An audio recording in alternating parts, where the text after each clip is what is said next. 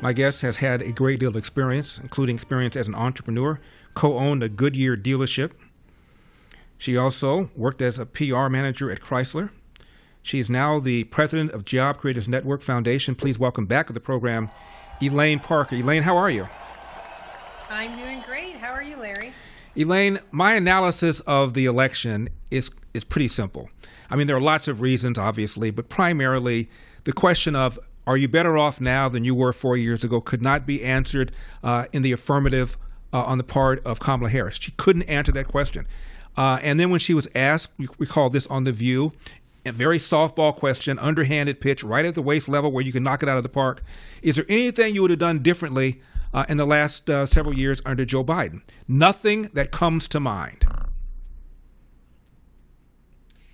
Yeah, and what we said all along was the uniqueness of this election was that you had two records to compare. You could compare the first Trump administration with low taxes, low regulation, low interest rates, low inflation, low energy. I could go on and on and on. To what we have dealt with for the last 4 years under the Biden-Harris policies, which has been historic inflation. We've suffered 21% inflation over the last 4 years. We have suffered high energy prices, high inflation, high interest rates, high rents. We have a crisis. We have an affordability crisis right now, and small businesses, everyday ordinary Americans are suffering. And so it wasn't about what is a new administration going to do.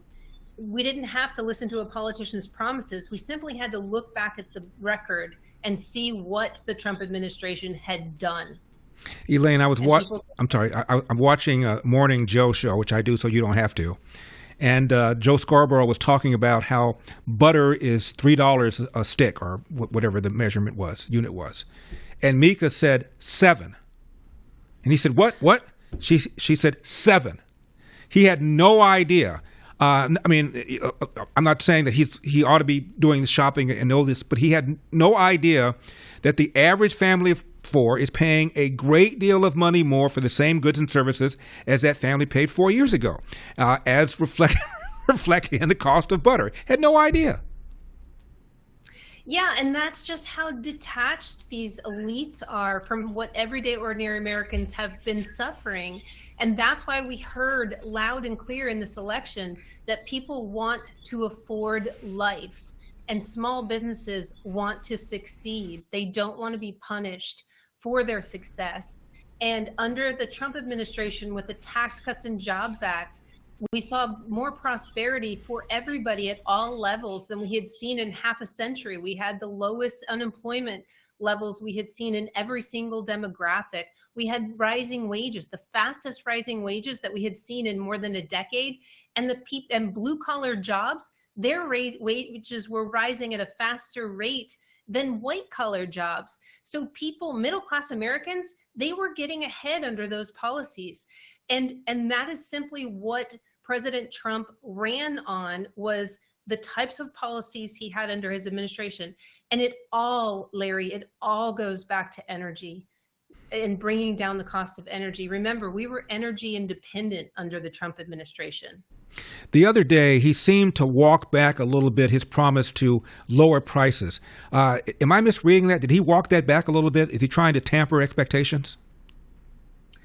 I don't think he's trying to walk it back, but the reality is prices are up 21%.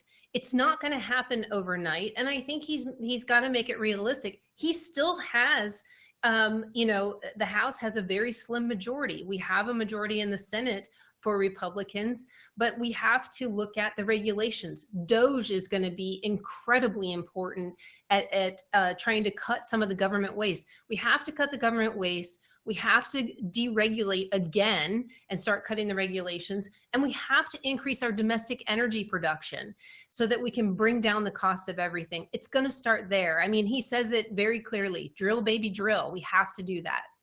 Yeah, and he's already begun choosing his cabinet members. I mean, within minutes of his victory, he's already had a slate of people that he wanted to occupy the various important positions. My fear is this when it comes to Congress. Again, you pointed out the thin majority we have. that if he doesn't get it done quickly, that's when the other side begins to coalesce. That's when the concern for the midterms kicks in, because in 2 years, the House will be worried about midterms. He is a lame duck president. He won't be able to run again. So he's got, in my opinion, a short runway to get stuff done. So what will happen in the first 100 days? What should happen in the first 100 days, Elaine? Well, what should happen is that Senate Republicans should prioritize making the Tax Cuts and Jobs Act permanent and taking that off the table. Small businesses and everyday ordinary Americans need that kind of certainty to know that the tax cuts are not going to expire, because nobody, Larry, they don't have to lift a finger, and those tax cuts go away at the end of 2025.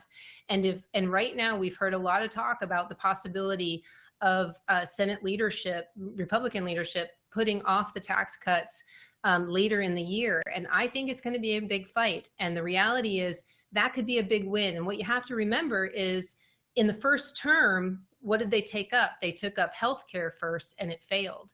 And they didn't take up tax cuts until later. So if they can take up tax cuts now, it's a big win. I mean, Trump ran on no taxes on tips, no taxes on Social Security, no taxes on overtime, lowering the corporate tax rate, extending the tax rates now, keeping the 20% tax deduction, bringing back being able to expense, the immediate expensing for small businesses.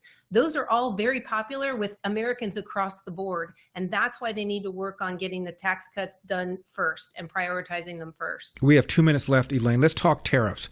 Are you worried about possible inflationary impact on tariffs on China, on Canada, on Mexico?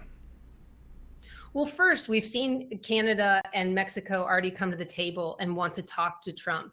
And, look, we're free marketers, but what we don't have right now globally is a free market. We have countries like China that are dumping their goods in our country, and then they have tariffs on ours.